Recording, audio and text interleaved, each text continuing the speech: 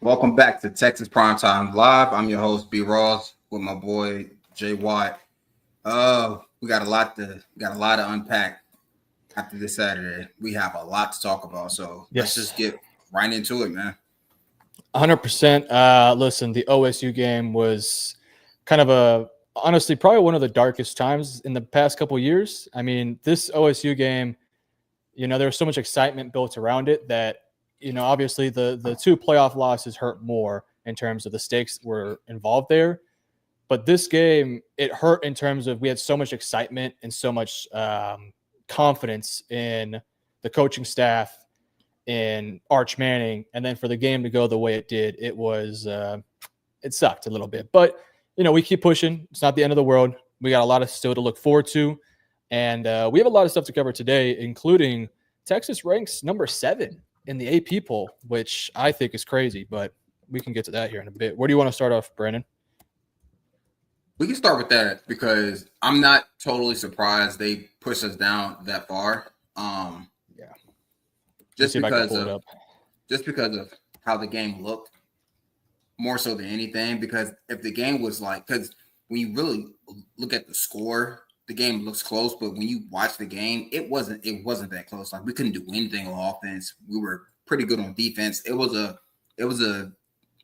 defensive slugfest, right? But our offense, who was supposed to be what we hang our hat on, kind of sort of in terms of like all the hype, didn't show up the way we needed to. But so I'm not totally surprised by 7. I do think that's kind of steep.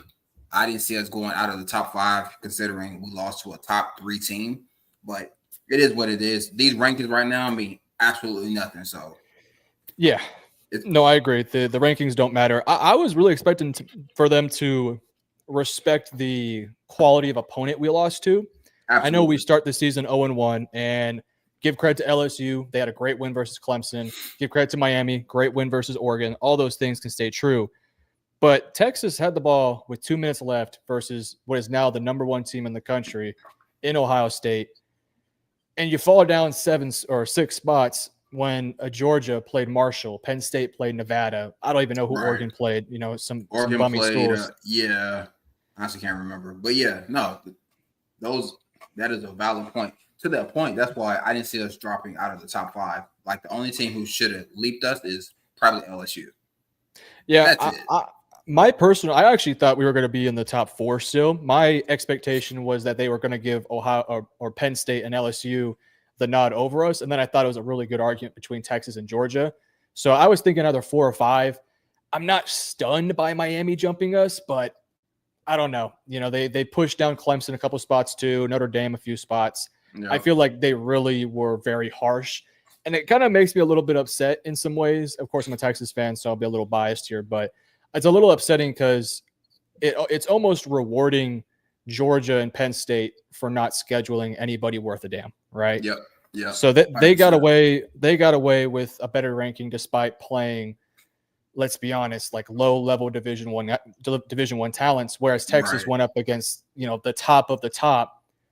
We lost the game, understandable. I don't know. It's a little frustrating, but yeah, I mean, I wasn't terribly surprised. I thought we would stay in the top 5. We even talked about it after the game. We were like, where do we think we fall? We all said top 5, fall to 7. A little frustrating, but again, like you mentioned, it doesn't matter at all. The only rankings that matter is the last week.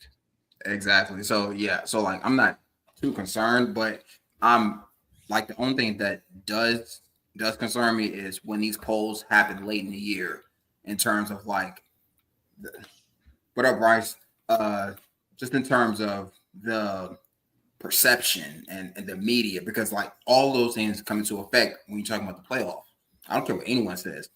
When the playoff committee picks their teams in the top 12 every week, once the polls come out, the coaches poll and the AP poll, all of that comes into play. So, I want to see how they rank us from here on out, just in terms of like the media perception, favoritism, all that stuff, because all that stuff comes into play because these are humans doing it. This isn't the days of the BCS where it's a computer algorithm, right? These are people with opinions and people with biases. So part of me is thinking like this is them correcting the fact that some people probably didn't think Texas was number 1 going into the season. You know what I mean? So it's a hit or miss thing, but I'm not too concerned. I just more so think it's disrespectful to push Georgia and push Penn State up, even though they were already up there. Like they didn't play anybody. There's no way Georgia should be over Miami. Penn State shouldn't be over LSU. Yeah, I agree. I think LSU should be number 2. Yeah, absolutely. I think what I'm hoping for is that over these next 3 weeks, they keep up this same energy. We're going to play nobodies, all right? But you better not drop us, or you better not, keep us at 7 for the entire time when we win 3 straight games, head into that bye week. If a team like Georgia manages to lose, or an LSU or any of these teams above us lose, exactly, just because Texas versus nobody, you better put Texas in front of them. Keep the same energy. Keep the same energy. So that's all I want. Absolutely. Outside of the Texas one, Alabama at 21, I'm sorry, that Bama team, I would not have put in my top 25. They looked like a shell of themselves out there last night or Sunday. They couldn't move the ball. It was bad. They couldn't do nothing. It's the whole couldn't stop the run. No, the whole staple of what Bama's been the past couple of years: discipline, good angles, depth, star power, and it was crazy. They had Ryan Williams playing in the slot the entire day when he's an outside receiver, and Ryan Williams was getting. The poor guy. He was getting smoked out there. This dude's like probably 160, 170, and he was just going down the middle, right at the safety, right at the linebackers, and they were pummeling the poor dude. So, I was a little surprised that they're still in the top 21. Utah, I thought should have been a lot higher. Utah beat the brakes off of they did. Who they play?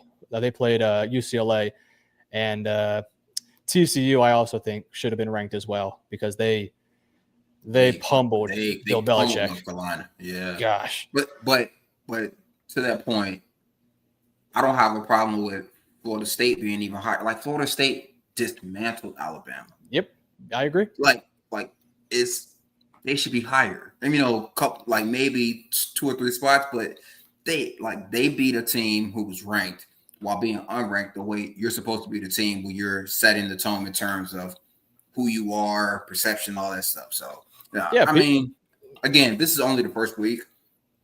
So I'm trying not to be too reactive, but I am paying attention to how far they're moving teams after losses and how the losses look, because we lost on the road to the number 3 team in the country at the time by 7 points. We dropped 6 spots. So if anybody loses at home, I'm expecting bigger drops. Yeah, and we lose to them, but we also outgained them. We outran them, outpassed them. A couple of things go our way, and next thing you know, we should be winning this game. The one thing I'll say about Florida State and their win versus Bama was a top 10 team, and a lot of respectable analysts out there were saying Bama's going to make it to the playoffs. Bama might win the championship, et cetera, et cetera. Bama has a defensive caliber defense that can win a championship. Man, Florida State, they shut that up real quick. I think outside of Texas and Penn State, maybe one Ohio State, maybe an Ohio State and Michigan as well. Outside of those schools, I think Florida State has like the greatest home environment ever. Like when they get that band rolling every single down, beautiful stuff. They start doing this here. Yeah, when they start hitting that and the band's going, oh my God, bro, it's scary, dude. I could not imagine playing there. Look, so listen, to that point, the Bama quarterback, Tyler. Yeah. So third downs, you saw him getting like physical rap. Like if you play college football 26 and the controller starts shaking, he looked like he was out there shaking. Like his hands and like his like, granted, they were giving him like pretty good protection. He didn't know where to go with the ball. He was fit, like you saw the rattle in him when he was playing. So kudos to Florida State, but like, this makes for an interesting college football season. Yeah, I think when you look at the landscape at college football, a lot of the teams that lost, Texas and Bama and some of the other teams that struggled a little bit, they all have new quarterbacks, right? LSU has a guy who's been in the program for years. Ohio State, look, Julian Sand went out there and did his job, but he wasn't Superman or anything like that. Arch Manning, this is his first ever start in in a massive stadium where In the a crowd is meaningful super game. loud, in a Yeah. meaningful game, 1 versus 3. And look, I'm not going to excuse Arch's play because I thought Arch played really bad, but Yep. it's Ohio State. So with that said, do you want to go ahead and pivot to our Arch Manning conversation while we're here? Yeah, man. Before we do that, this comment right here this is exactly what happened. Texas won the box score. Ohio State won the championship moments. Ohio State made the plays they were supposed to make when they needed to make them. Texas didn't. Texas didn't convert on third down. They didn't convert on fourth down. You know what I mean? Like they didn't make enough of the plays that you needed to keep drives going or to stop drives at certain points of the game. So yeah, I mean that's part of football, and this Texas team is very young and low key, very inexperienced on the offensive side of the ball. So transitioning into Archer's performance, like I went back and watched it. Like part of me thought, like watching, I'm like, is this dude hurt? Because the ball at times was just fluttering out of his arm. Like he was throwing I'm sitting there like he looks like he either is scared, hurt, or his arm just isn't strong. But then I watch him late in the game and he's pushing the ball downfield, putting it in tight windows. So now I'm just thinking he just played bad. Like I watched the game 2 times. I watched it twice and I'm just like, okay, what am I missing? Because if I was evaluating Arch right now, Arch is I wouldn't pick him as a top quarterback. I don't see it, right? So and like everyone's been talking about it in the entire media circuit, talking about generational talent has been thrown around. I never heard that when it came to him because I've got to see him since he was a freshman there. I never saw that. Like that stands out. We talk about generational talent, but he is talented. I don't think he lacks talent. I do think this is the perfect time for him to struggle. Yeah. Perfect time for him to struggle. Week 1, struggle. Lose a non-conference game. Perfect. Cool. Because I do think he's wired like his uncles. Like, I think he comes from that pedigree of being wired the right way to where later in the year, we won't see the same mistakes. We won't see the same throws. Like, things will get fixed. And Sark is a good QB coach. He knows what he's doing. So I'm not too concerned, but I did watch the game, just have so many questions in terms of like, is it his shoulder? Is it his arm? Is it his confidence? Like, what is it? Because he was just throwing the ball in the dirt. Like first play of the game, the ball should not be in the dirt. No. Yeah. Yeah. I was watching a compilation of all the throws that he made. And what obviously you can't put yourself in the headspace of a young quarterback, especially in that situation. Right. I can only imagine his brain was going 1,000 miles per hour, with the defense, with all the talent on that defense, with the different disguises that they were throwing at him, the crowd, the offensive line, the continuity there. There's a lot he has to digest there, but a lot of the easy throws were just bad. And the biggest thing that I saw from him that he struggled was footwork and fundamentals, which were all things that we all kind of praised him throughout the offseason, where we were like, Arch Manning has the fundamentals. He has the Manning family. He has the best coaches. He's been in the system for 3 years, but it didn't translate versus Ohio State for whatever reason. I believe it was nerves because I just have a hard time imagining that the fundamentals we saw out there were inexcusable. That I think it was the Ryan Wingo drag that would have got a first down, maybe even went for more. Yeah. Like that's an elementary throw. That is the easiest throw you can throw. And I mean, that's like the first 100%. Thing you teach a quarterback in high school or in middle school. And the fundamentals were just bad. Yes, there was pressure, but you got to, and it was just like that throughout the day. But it felt like once he got into a bit of a rhythm, it got better when his timing was better. It looked right, but it was just, I don't want to put all of it on him either. I want to put some of this on Sark for not giving him those easy, layups, right? In a basketball game, my guy Luka Doncic, Luka doesn't step on the court and start drilling threes too often, right? He has to make a layup or he has to get into the post. And then eventually the 3 ball starts to fall down. Line. Yeah. Exactly. Yeah. And for Arch Manning, it's the same sort of thing. You got to give him some easy things. I Don't have the exact number, but I think that I heard somewhere that Sark didn't run a screen in this game till till it was somewhere in the second quarter, right? I watched it. It was like maybe 5 minutes left in the second quarter. And that's 4 or just 5 minutes left in the second quarter. and it's 100%. bizarre because when we went against Michigan and Bama and we won those games, it was such a heavy screen attack. And I wonder if maybe he's not trying to do that because he doesn't think we have the personnel, right? Because we used to have Xavier Worthy, we used to have Matthew Golden and Isaiah Bond.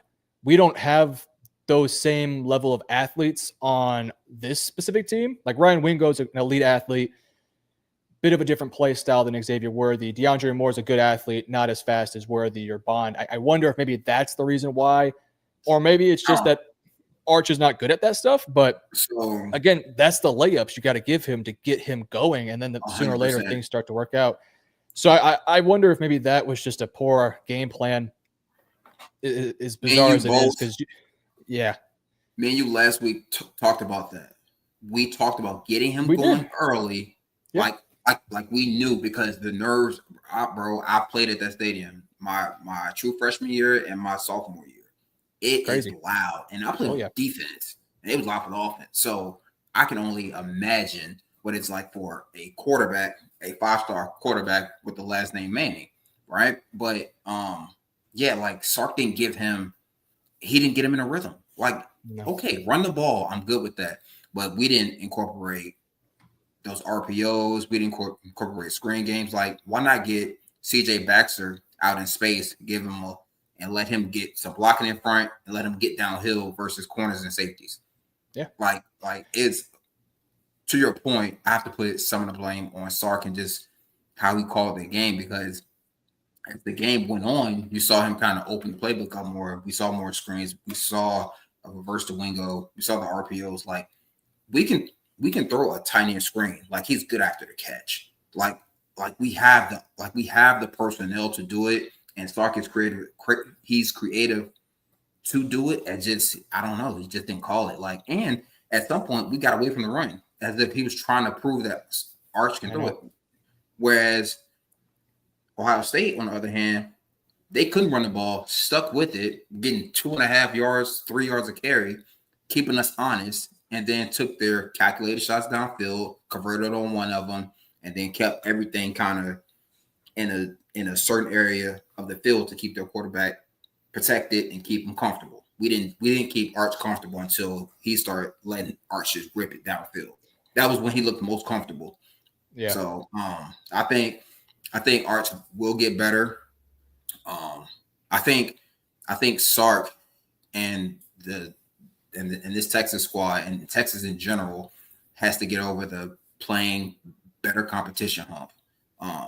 Just because we're not playing up to our talent at all. So it'll be this was a good learning experience for a young offense. So I'm not too concerned, but I do want to see how they respond when we go to the Swamp. That would be more telling than anything. Do you think, talking about the screening game here, do you think, and I hate to use this word, do you think that Texas was scared of Caleb Downs? That's why they didn't run it? Because Caleb Downs is a freak, dude, and he will come downhill and destroy plays. And I almost wonder if Sark was anti-screen in a way, because he felt as if running a screen was useless because of a guy like Caleb Downs, because of how dominant he is coming downhill and just destroying up screens. I wonder if maybe that was part of it. So I'm a big Caleb Downs fan. Like, I think he's the best defensive player in the country, if not one of the best players in the country. Like, regardless of position, right? Yeah. But he could be negated playing DB. It's easy because he can't be on both sides of the field. You can literally formation him out of a play and say, okay, you want him down in the box? We're going to do this. Wide splits, pull him out the box. Now we can go backside, or you just run the screen, and now he has 300-pounders running at him. And we talked about it after during the call-in show. I said DBs don't like tackling. I said CJ Baxter's superpower is just size and strength. We have to get big dudes on small people. It's the same thing for a guy like Caleb Downs. I don't care how good you are. You don't want to see 320 pounds running at you full speed. Yeah.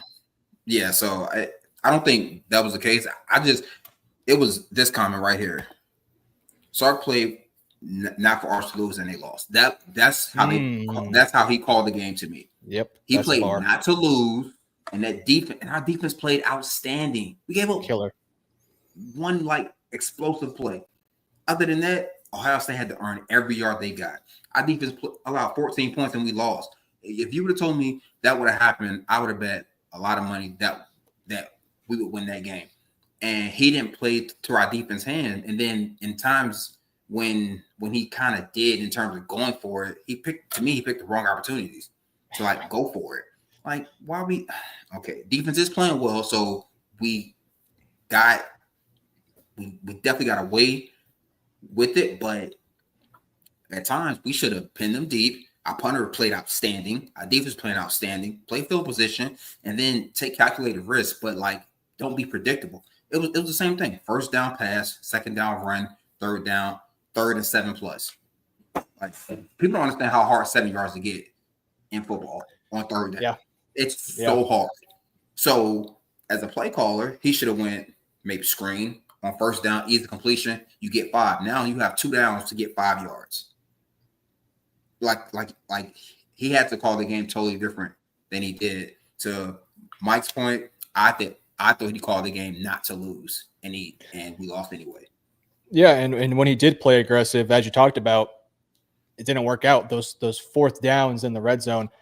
I'm almost at the point where when we go against high-level competition and we get to the red zone, I don't care if we're half a yard away. Just kick the field goal. I just come away with points. Because, 2 red zone 4th down stops. When you get those red zone points. No points. If you get 6 points there and you add on the Parker Livingstone touchdown, it's 13-14, and you have a chance to go down the field and score a game-winning field goal instead of having the pressure to go score touchdowns. I know it's like it's the ultimate sort of scaredy cat moment. Yeah, it's almost like I don't know. I know it's not probably the right mentality to have when you get to the red zone of like, oh, we should try to kick a field goal, but it's been consistently bad against high level competition these past few years. Exactly.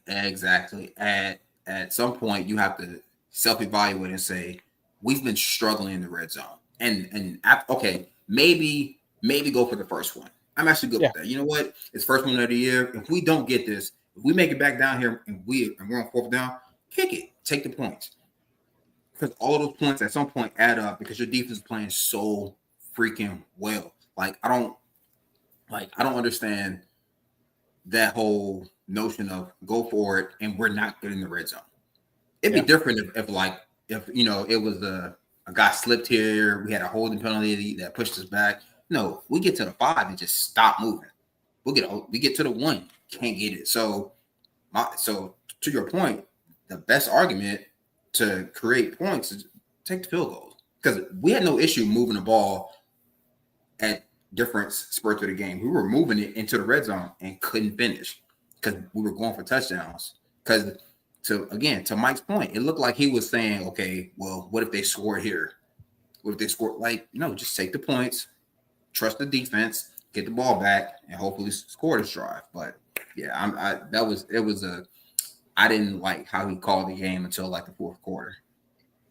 Yeah, I didn't either. I thought the entire first half it felt like it flew by, and it felt so uncharacteristically unlike Texas. Like it looked like a completely different team from what we've seen.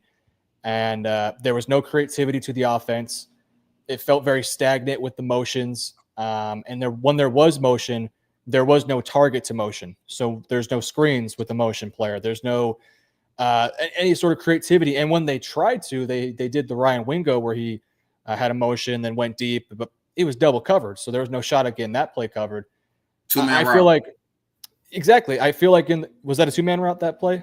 That was it's a common cover 3 beater with a post and a deep over, and the goal is to pull the post safety down, get the over, and have the corners chasing the deep post. Have the over, pull the post safety, and the deep post open up. but the post safety is fucking Caleb Downs. He's not buying it. Yeah, no. Like, Yeah, it was bad. know your personnel.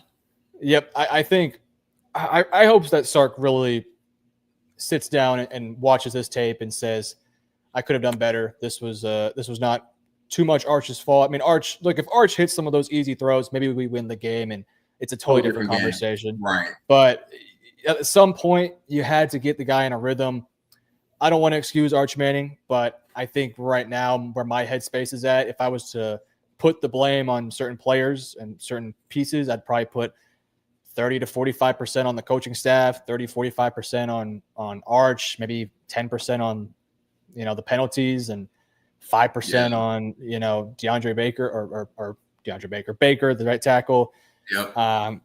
So, I mean, you can spread it out a little bit, but the two biggest pieces for why we lost this game, play calling and Arch Manning struggles. And unfortunately, we just have to live with that. And when you look at the rest of the season, because you lose this game, yes, non-conference game, but you lose a bit more of your leeway, right? You lose a bit of wiggle room for 100%. a loss here and there. 100%. Now it's like you got to beat Florida. You got to beat A&M. You can't afford a loss. Yeah. You got to beat Georgia. I mean, if Texas loses to Georgia, the conversation about Sarkisian in big games is going to be a really tough conversation to have. Not even that. You got to think about how much money they're spending on guys. Now it's okay, do you have the right guys to win big games? Because you spend 20, 30 million on a roster in college football. I don't expect to lose more than 2 games, right? Well, not just the roster, but also the coaching staff too. 100%. 100%. Like, yeah. Like this game, like when you look at it, we didn't convert twice in the red zone. Yeah. Twice. So that's 14 points max, 6 points minimum, right? They be left on the field. And like, that's where I get frustrated. I'm sitting there like, so we still can't do anything in the red zone. To Naaman Roberts' point, it was run up the middle. Like, it was no creativity. It was no screens. It was no tiny and pop pass off a jet sweep action. It was no jet sweep. Like, nothing. We just go keep doing the same stuff over and over, thinking things are going to be different, and they're not. That is the definition of insanity. What do you think of this one? Texas is the new Penn State, beat up on the little guys, but 1-7 against teams with equal talent. I kind of disagree, because we also beat Clemson and Arizona State last year. Penn State don't beat anybody. No, Penn State don't beat nobody. I mean, let's be honest. And it's not like I would be in agreement if Texas was getting blown out every time, but Texas is in these close games. I mean, game. The Georgia games, we were right there. Just a few things go our way, and we win those games. The Washington games, we were so close.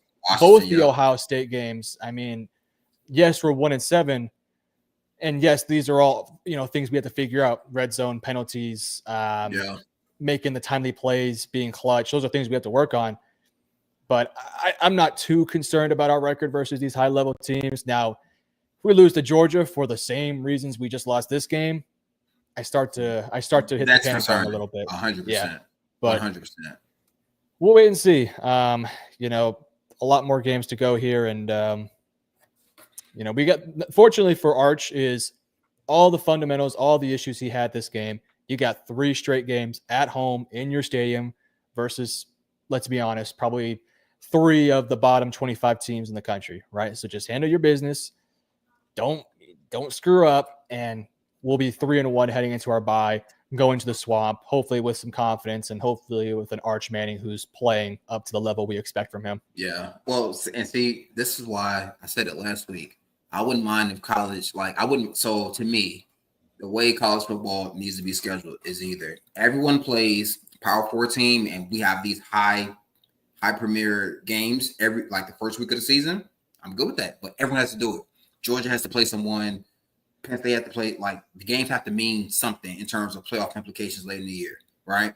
Or you say, hey, week 1 and week 2, cupcake games, everybody. No high-profile games, get guys in the rhythm so then you can get a better product. Because if you look at Clemson LSU, that was a sloppy game.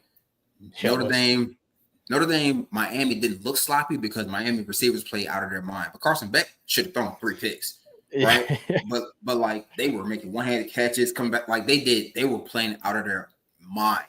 But when you look at it, it's because this is everyone's first live action. So, but it's easier for an older guy who's done it continuously with the reps and all that stuff to look significantly better than the young guy who did it for a couple games and versus teams that aren't good and all this other stuff. So, yeah, college football, I'm telling you, if everyone plays someone good in week 1, or you play a cupcake game in week 1, and then all the premier games.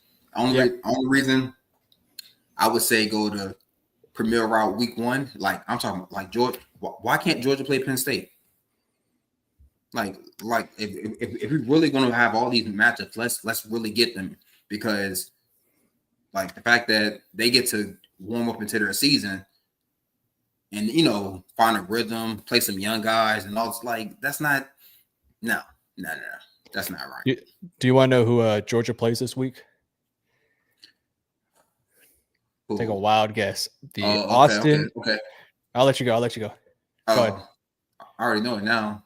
Yeah, the Austin, PA Governors. No, Austin P. They're in Tennessee. To be fair, though, they do play Tennessee and then Bama right afterwards. But Tennessee or Bama did not. Yeah, Tennessee nor Bama didn't inspire me this past week. Their schedule was actually not too difficult. Before we continue, do you want me to go ahead and play the boys college football bets? Yes, let's do it. 2 seconds to open this.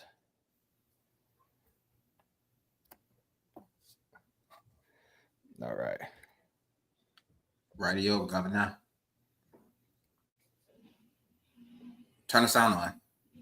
Is that on? Hold on, let me.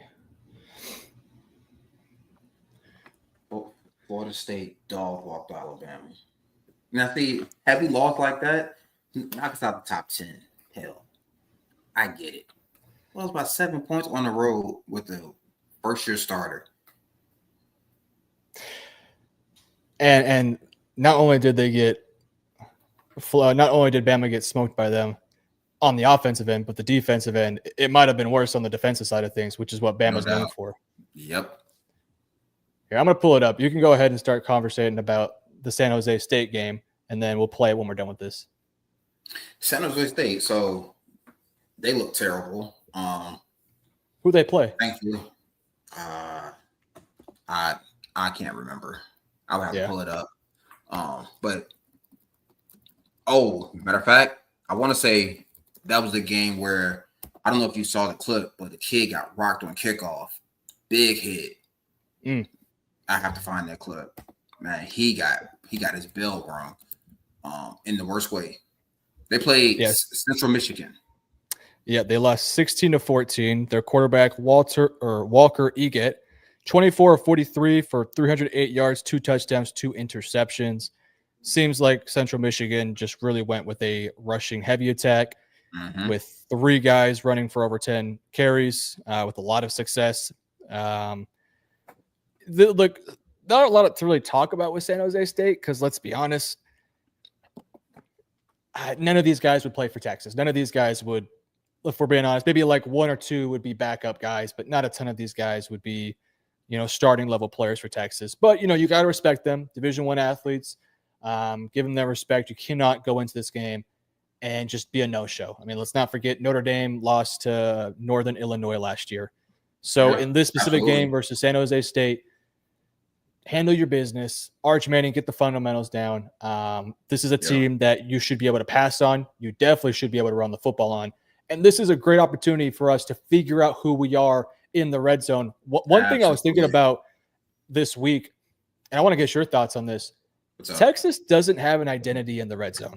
They're not a downhill smashing offense. They're not a passing heavy offense in the red zone. They don't run screens. They're not very creative in the red zone. They lack an identity there. And I sort of wonder if maybe that's why we become predictable in a way, because we play super conservative. What are your thoughts on that? Do you think we have an identity? And if not, what should we do to get that identity? So I don't think we have any sort of identity. Like in the field, we are very balanced. That's what makes us good. Like the motions and the play action, like that's what makes Texas often very explosive, right? But in the red zone, because you can't take the top off, now you have to stretch people horizontally. In the run and pass game, we don't do that. We line up, we run inside zone or something. It's everything's just up the middle. Where in the field, we'll hit different point of attacks. We'll hit off the guard, off the tackle. We'll hit off the edge with the pullers and things like that. Like we're way more creative in the run game, especially in the pass game. You can do the same stuff, but everything has to be stretched out horizontally. To your point, I don't think we have any sort of identity or like real plan in terms of like, okay, in the red zone, the ball should go to these three guys. 1, 2, and 3. These are our top 3 options in the red zone because every other team has that. That's why in the red zone, you see a lot of teams run split safety and they double guys because we know this who they want to get the ball to. We don't know who we're getting the ball to. Therefore, the defense can't even, they're like, oh, well, they just run the same plays. They run the same plays they run in the field. Okay, perfect. It's easy to play against. To your point, makes us very predictable. So I would like for us to create some sort of identity conceptually to where even if you think you know what's coming, there's a counter for it. Things like that. Like the first 4th down versus Ohio State, I would have ran jet sweep. I would have got under center, put Wingo in motion. I would have had an overload of guys over there, make your block. I'm hitting the perimeter with one of my fastest guys, and I'm faking the dive, getting Baxter to pull some guys in, and I'm running jet sweep. Screw it. Or I'm going jet sweep in the gun, and then I'm pulling the ball, tight end pop pass. Right there. Yep. Everyone does it because it works. Football is a copycat sport.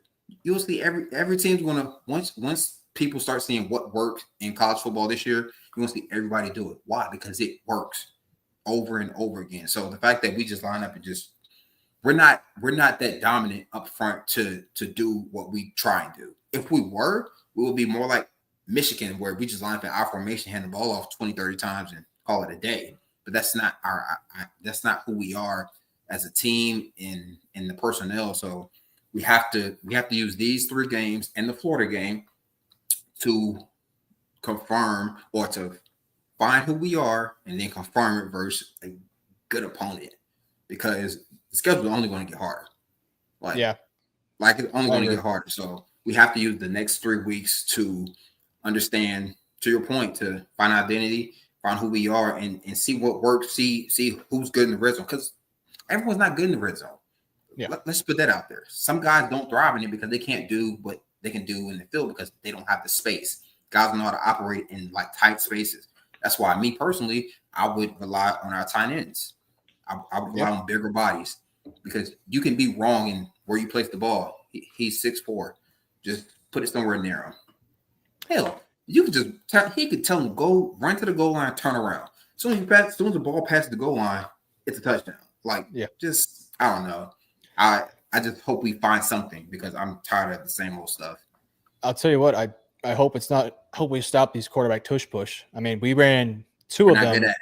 The first one barely got there. I mean, I thought that should have been a review, because I don't know if we got it. We got it, but it was very tight. The second one, we got 0 push. Arch Manning, it was like he barely moved. I mean, it was bad. So he couldn't move.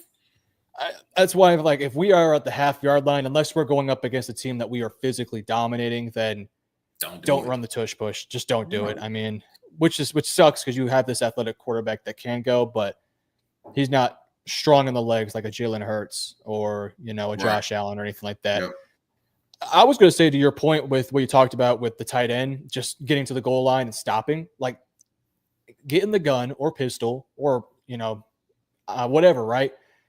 Quick game, something really quick to where it's an easy 1-2 read. This guy's going to do he's going to walk to, he's going to do a quick little curl, like a half-yard curl, basically. Give him easy things to go and look at, slants, curls, even fades, stuff like that. Yeah. And run that. If it's 3rd and short and you have half a yard to go, and you know you're going to go for it on fourth down, why are you going to run two straight? Exactly. Don't run the ball right up the gut, especially if you've already tried and were unsuccessful. Try to throw the ball because it hasn't worked. Exactly. Exactly. That's so to that point. I'm sorry to cut you off, but to that point, that's why I was so frustrated with Sark after the game, like directly after, because my whole notion was, okay, if it's 4-down territory, if you're in the red zone and it's the first trip down there, and you know you're going for it, regardless of what happens, be more aggressive. Just throw the ball. They could have. You know how many times we threw mesh in that game, and Arch couldn't complete it, and then a couple times guys were dropping the ball, because I am a firm believer of receivers, because I've done this too. If the ball touches both hands, you got to catch it. Where the ball is, you have to catch it. But with that being said, we could have ran mesh all in the red zone, because this right here messes up DBs in the worst way, because in the red zone, it's happening so much faster. But no, we just line up and run inside zone, power, push, and then act surprised when it doesn't work. Well, you knew you were going for it 10 minutes ago.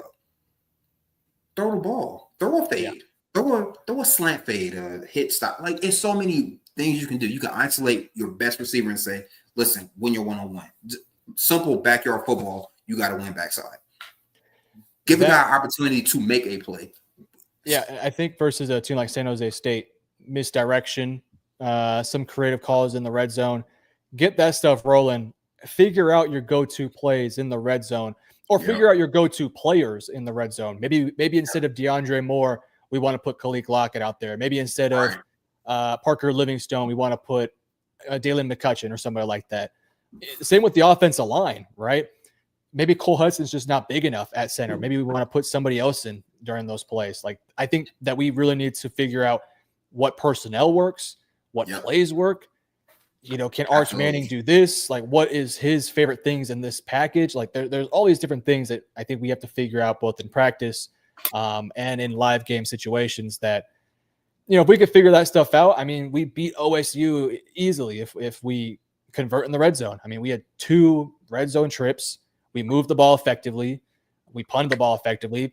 Ohio State had 1 touchdown drive, and then 1 touchdown drive that was helped by a Colin Simmons penalty.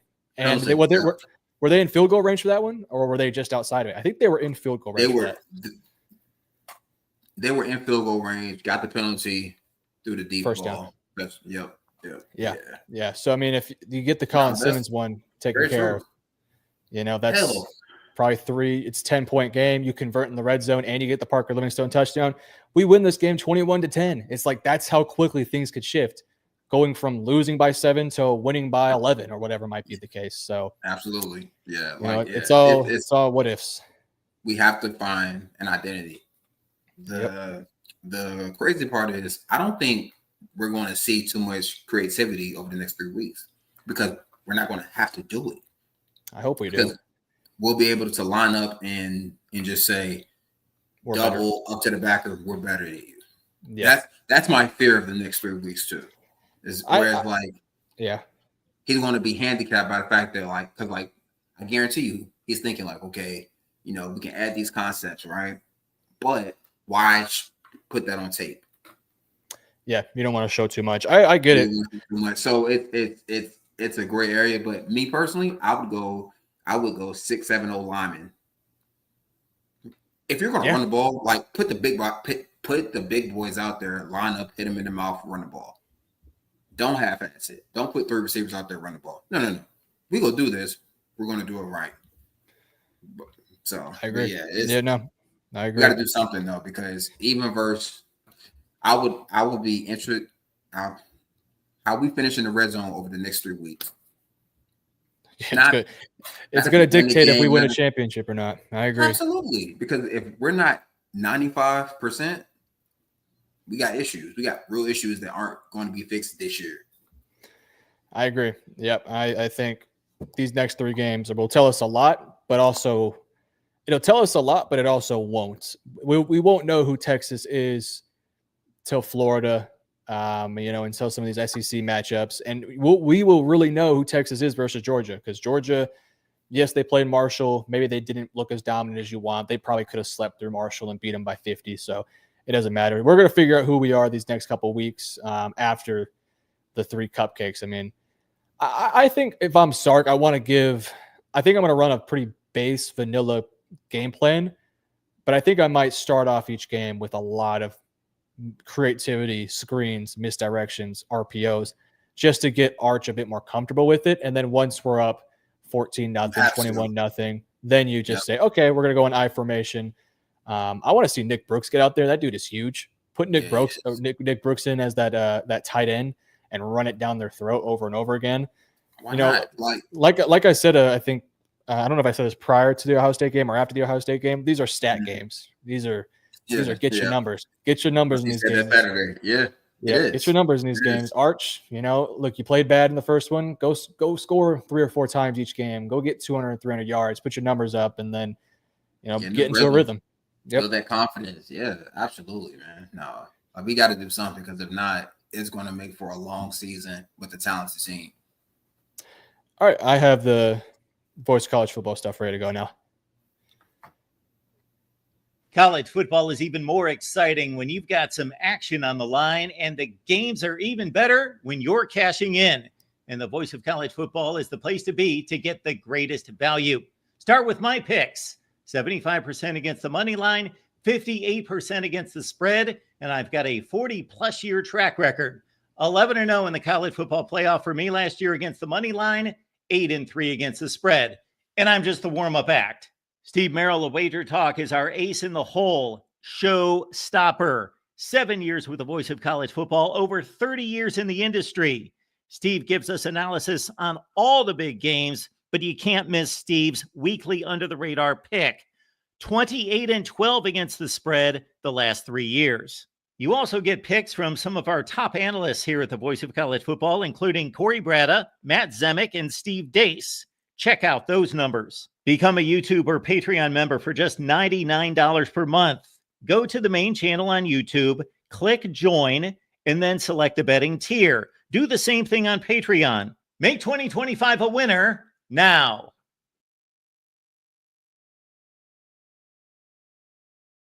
Make sure you guys check that out. You'll see the link in the description. Voice College Football bets. Yeah. So I have a quick question for you. Okay. Because I was sitting here thinking, who are guys on offense and defense? Who are guys you think that need to step up for us to reach our full potential as a team? Okay, I'm not going to go with Arch. That's the obvious one. Offensively, Ryan Wingo. I need Ryan to demand the football more. I know he's just a sophomore, but demand the football. You're the most talented starting wide receiver we have. I like McCutcheon. I like Moore. I like, Livingstone. We haven't seen the freshmen yet, so we can't call them out yet. But Wingo is the best athlete. He's the biggest guy there. Demand the football. Find ways to get him the ball in creative ways. It should not just be trick plays, but see if he can win downfield, if he can win some 50-50 balls. Let's get Ryan Wingo going. If Wingo is just a gadget guy, a fun guy, then I want to see Livingstone go out there and really cement himself as that comfort receiver for Arch. That's something that we talked about on Saturday. Arch, I think, needs a comfort guy, somebody he knows will be open, he knows will catch the football. Like Matthew Stafford for the LA Rams. All those years he had Cooper Kupp. Tom Brady had Wes Welker, Julian Edelman, Amendola. Tony Romo had Cole Beasley for a few years. And if you want to look at Texas, Colt McCoy had Shipley. Quinn had, a multiple of guys, Matthew Golden, Xavier Worthy was sort of that guy for him too. So for Arch, I want to see him establish that comfort wide receiver. And I hope it can be Wingo, but if it's not going to be Wingo, Livingstone looked pretty good. He did have that drop in the red zone, but tough catch. So, obviously you want to make that catch in the future, but maybe it's Livingstone. DeAndre Moore. Can we get something from him? Like, he was a no-show out there. So that would be it for me. It would be get one of these receivers, mainly Wingo or Livingstone, or maybe Dalen McCutcheon too. He's very talented. So that would be what my answer would be. What do you say? Colin Simmons. Yeah, Yeah. that's to show Yeah. up. Like you can't do all the talking you did all off season and then come out and play the way you did. Like he had no impact on the game. No, like he played well versus the run. But like in terms of being a pass rusher, even getting his hands up to like bat balls with a guy who has a low delivery, like it just I didn't feel his impact. And like to me, in order for our defense to create turnovers to help our offense out as they continue to grow, because that's what's going to happen. The defense is so far ahead, right? Now we got to get this offense extra possessions. Let's help these young guys out and say, okay, all right, we're going to get you 3 extra possessions a game.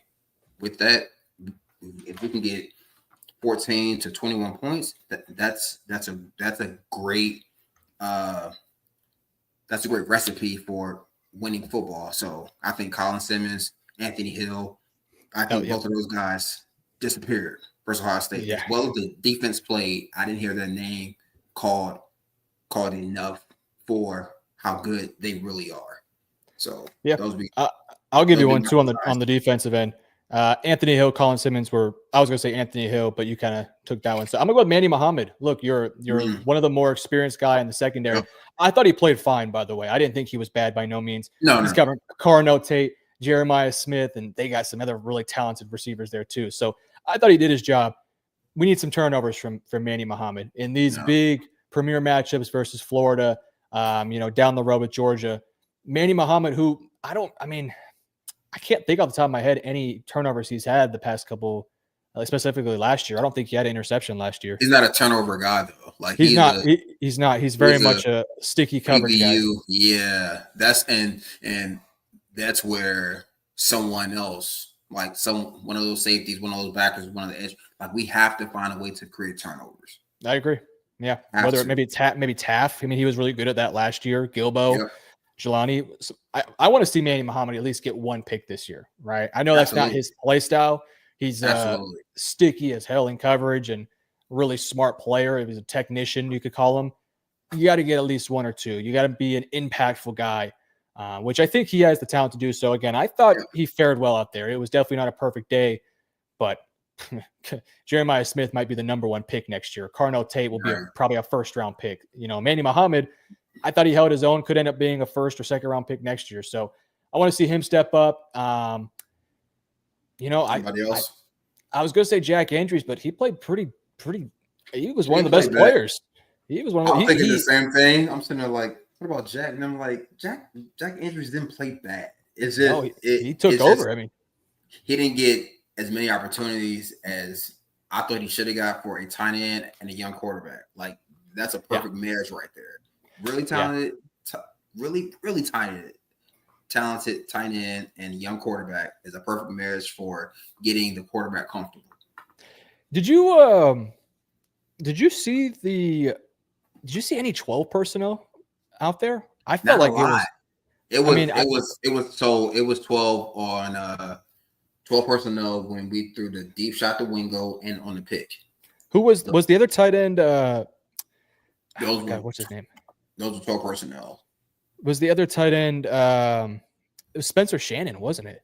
Yep. I'm like 50% sure, but I want to say it was 83. I think it was. I know that. I don't think Jordan Washington played a bunch of snaps. I mean, I thought Jordan Washington had the chance to be a tight end 1, and he didn't get much playing time out there. I wonder if there's a schematic reason. Maybe he's just not ready. But I know that he's one of our better receiving tight ends in this room. I mean, obviously Jack Andrews has the tight end 1 role figured out, but maybe as a tight end 2 and the 12 personnel packages to be a bit more dynamic downfield. I mean, maybe getting him unlocked could help out this offense. We talked about the creativity. Yeah. I thought part of what was also not very creative was the formation. It felt like we were running a lot of very similar formations, not a lot of jumbo sets, not a lot of bunch formations. So who needs to step up? Steve Sarkisian, if we're being honest. He has to call a better game inside the 20. I think like he's so good in the field. Like you see the concepts come to life. But like other times it's just like, bro, what are we doing? Why? Yeah. And like me personally, as a former player, I try not to act like I know what's going on in the coach's head. But at some point, I'm just like, okay, that makes zero sense. Just in terms of scheme and like field position, because when I break down how we play in the red zone, the fringe area, and backed up, like we play better with our back on our own goal line. Yeah, That makes zero sense in terms of like percentages of like chances of you scoring. We have damn near the same chance of scoring starting at our own 15 than we do at the freaking opponent's 15-yard line. And it takes twice as long to get the ball downfield. And we're right there. That's what gets me on Sark, excuse me, to where I'm just like, okay, let me take a step back and see what he's doing. But then I look at what he's doing, it's like because he wasn't like this when he was at Bama. No, he wasn't. Like I've seen the games. He wasn't like this when he was at Washington. He was way more creative. Like you saw way more formations. You saw personnel changes and things like that to where like you had to find key players because he'll come out and put a receiver in the backfield and then run him on the wheel route. I'm like, oh, that's Devontae Smith run on the wheel route. Wouldn't it? It's like, why aren't we doing these same? I'm not saying like we have those type of players, right? But concepts, the personnel switches and things like that to like confuse the defense. To like, because really it's all about making a defense just stop and think for half a second. That's all you need is oh wait, who is that? And that's all it takes to make something happen. And we're not doing that. So yeah, Sark definitely needs to step up because like that's his thing, right? Offense. He's a good play caller. He's a good play designer, but it's not showing up when it matters most. And inside the 20, it matters the most because now we have opportunity to score. For sure. I have a question for you. Is there a player offensively or defensively that you either did not play or had limited reps that you want to see more from? Because for me, we talked about Jordan Washington, but I also want to see more from Trey Moore and Brad Spence. Both those guys, neither of them really made an impact on the day. So is there a guy, maybe it's one of those guys or somebody else who played or maybe didn't play that you want to see much more involved either offensively or defensively? So Trey Moore, I really want to see, like I have to go back and like really study the tape. Yeah. To like see where he played like all his snaps. Because there were times I saw him stacked, there was times I saw him on the edge. So I want to see how he really played, like how they utilize him, and like because I do know just because a guy can do more don't mean he should. Because usually it slows guys down when you changing them from position to position. I don't care what nobody says. Like it is a lot mentally to take on all these different roles and assignments, and you're out there and you're just like, okay, this time I'm at end, but we have this stunt call, but it's 3rd and 7 or 2nd and 10. Like there's so much going on. So when I go back and watch like just Trey Moore, he was one of the guys where I was expecting a little bit more, but like just because it looked like he was just kind of all over the place in terms of where they put him, I think that slowed him down. I agree. In a major way. A guy who I wouldn't mind seeing more of on offense, just because I think he can be dynamic with the ball. I don't think he got that many snaps on offense, if any. He is a returner, but Ryan Niblett. Yeah, like speedy. When you have a guy, put the ball in his hands. Yeah, give him a screen. Just something different. Why? Because it is hard to match up speed versus speed, because a guy doesn't know how fast someone is until he really feels them run. Then it's like, oh shoot, okay, this dude's like real fast. Like I thought he was fast, but he's faster than I even thought. So like it just creates issues to a defense. So let him be the gadget guy and let I agree. Wingo help as a receiver. He could be the Bolden for this team, right? Because Yes. last year, it's so funny, this receiving core and how Sark has built it. Last year, it was all speed. Matthew Golden, Isaiah Bond, Bolden, Wingo. This year, it's more almost like technicians almost, besides Wingo. I mean, Livingstone, good athlete, not a, he's not going to run a 4.3 or anything like that. More of a technical route runner. DeAndre Moore, a bit more of a slot that can also run a little bit, can do some things elsewhere. Yeah. Even the backups, Emmett Mosley, who I think will probably get a lot more reps these upcoming weeks. Not a speedster. Jimmy, he didn't play. He's somebody who I want to see more from. Dalen McCutcheon's, he's fairly fast, but he's more slot, I would say, more inside. Ryan Niblett's one of the few guys in this roster that can go. I mean, all these guys can go, but can go, right? Like he's just he's smaller, 5'10", maybe 180 or 185, something like that. Maybe probably less than that, honestly. Get him the ball in space, let him make some plays. He's I kind of feel bad for him because they just have him listed all over the depth chart. Like he's listed as a backup corner, he's the punt returner. At times he's been the backup running back, backup receiver. But you know what? Get on the field in any way you can and make the most of your opportunities. So I'm with you. I would not mind seeing more Ryan Niblett. He has some genuine speed and talent, in my opinion. Absolutely. Like it's, football is all about matchup. It's all about matchups. But when you have a guy who can run the way he can, it doesn't matter who you match him up against. He's probably going to be faster. Just probability. I don't care who you're playing. He's probably going to be like, he's that fast. So utilize that. To me, like this, give him 12 to 15 plays on 12 to 15 in the red zone. He don't have to play in the field. Give him 12 to 15 in the red zone and just have him run sideways. Why? Because guess what? They're probably not that. They probably won't catch him. Hell, you can use him as a decoy. Use him in the field, give him a jet sweep, let him get 15, 20 yards. Come in the red zone, same action, and run the ball with Baxter or Trey Wiseman. And now the offense opens up a little bit because you put more speed on the field, more dynamic speed on the field. But yeah, I would love to see more from Trey Moore, Spence, and Niblett if he gets the opportunity. Awesome. Anything else you want to go with? We have to show them the merch. Do you want me to show the merch real quick? Yes, please do. All right, everybody. We have Voice of College Football merch. I believe there should be a link in the description. If not, just going to type in Voice of College Football merch. All sorts of merch here, sweatshirts, hats, cups, all sorts of fun stuff. Yeah, we might need to work on that. We need to send them a message for a cowboy hat. I'll rock one with you. That needs to be we got to get that in here. But you guys can see Voice of College Football. Make sure you guys check it out. Some cool merch if you guys want to support the show. Appreciate you guys tuning in this week. Follow me at 1b.ross on IG, TikTok, and on X. Follow Josh at Metro Sports YT.